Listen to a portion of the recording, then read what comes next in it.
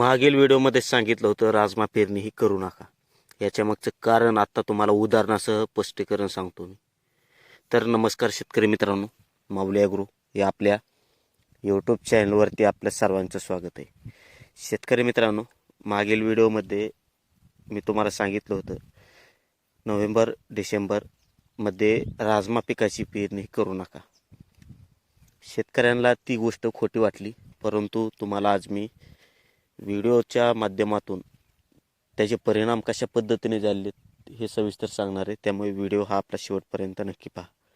शेतकरी मित्रांनो, yellow mosaic किंवा पांढऱ्या माशीचा प्रादुर्भाव अशा पद्धतीचे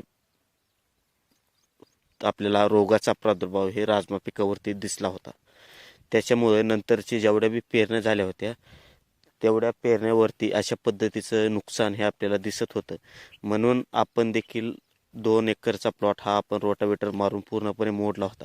परंतु ज्या शेतकऱ्यांनी जे प्लॉट तशा पद्धतीचे झाले होते आणि जशाच तसे ठेवले होते त्या शेतकऱ्यांचे खूप मोठ्या प्रमाणामध्ये नुकसान हे आपल्याला दिसतंय. आपण हा प्लॉट बघू शकता, झाडाची उंची देखील खूप कमी प्रमाणात आहे आणि शेंगा लागलेल्या आहेत, परंतु एका झाडाला 2-3 आणि जे दाणे भरलेले ते दाणे देखील साधारणपणे 2 ते 3 दाणे एका शेंगाला आपल्याला पाहायला मिळतात. शेतकरी मित्रांनो, एवढ्या मोठ्या प्रमाणामध्ये आपलं रान बसून राहणं आणि उत्पादन जर बघितलं आपण तर खूप कमी प्रमाणात निघणं हे खूप अवघड गोष्ट आहे. 3 महिने आपला जो प्लॉट आहे तो प्लॉट जसा तसा ठेवायचा. 1 ते 2 क्विंटल आपण उत्पन्न काढायचं. आपला खर्च देखील त्यामध्ये निघत नाही आणि अशा पद्धतीने नुकसान करून घ्यायचं. नंतर जे शेतकरी राजमा पिकाकडे वळणार आहेत ते त्या शेतकऱ्यांना पुन्हा सांगणं असतं, ह्या शेतकऱ्यांचं राजमा शेती ही परवडत नाही, राजमा शेतीकडे तुम्ही वळू नका. जर तुम्ही अशा पद्धतीने जर चुका केल्या तर खरोखरच राजमा शेती ही परवडत नाही. आपण सांगितलं होतं अशा पद्धतीचा थ्रिप्स चालू आहे, रोगाचा प्रादुर्भाव चालू आहे, जेणे की राजमा पिकावरती त्याचं नियंत्रण करणं हे खूप मोठी अवघड गोष्ट आहे.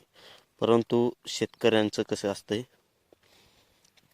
सांगितलेली गोष्ट ऐकायची नाही आणि ज्यावेळेस आपल्यावरती येईल त्यावेळेस म्हणायचं आशाने असं बरोबर ती झालं. आता बरेच शेतकरी म्हणत असतील, बघू शकता आपण याच्यावरती काय उपाययोजना आपण केल्या पाहिजेत.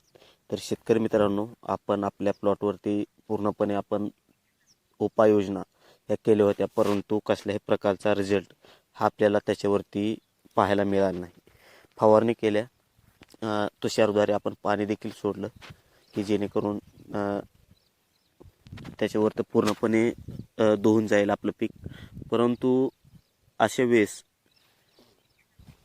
पिकावरती जर रोगाचा प्रादुर्भाव झाला तर आपण पूर्णपणे पीक हे मोडून काढलेलं चांगलं, कारण की याच्यावरती कसल्याही प्रकारचा आपल्याला नियंत्रण हे करता येत नाही. तर आपल्या भागामध्ये किंवा आपल्या शेतामध्ये अशा पद्धतीचा प्लॉट हा झालेला आहे का? झालेला असेल तर कमेंट्समध्ये नक्की सांगा आणि आपण याच्यावरती उपाययोजना ह्या केलेल्या आहेत का?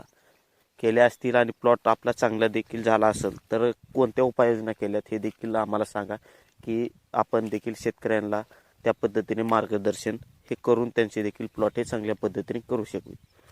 तर शेतकरी मित्रांनो, व्हिडिओ कसा वाटला? व्हिडिओ जर आवडला असेल तर व्हिडिओला आपल्या लाईक आणि यूट्यूब चॅनलला सबस्क्राईब करा. नंतर भेटू अशाच माहितीपूर्ण व्हिडिओमध्ये.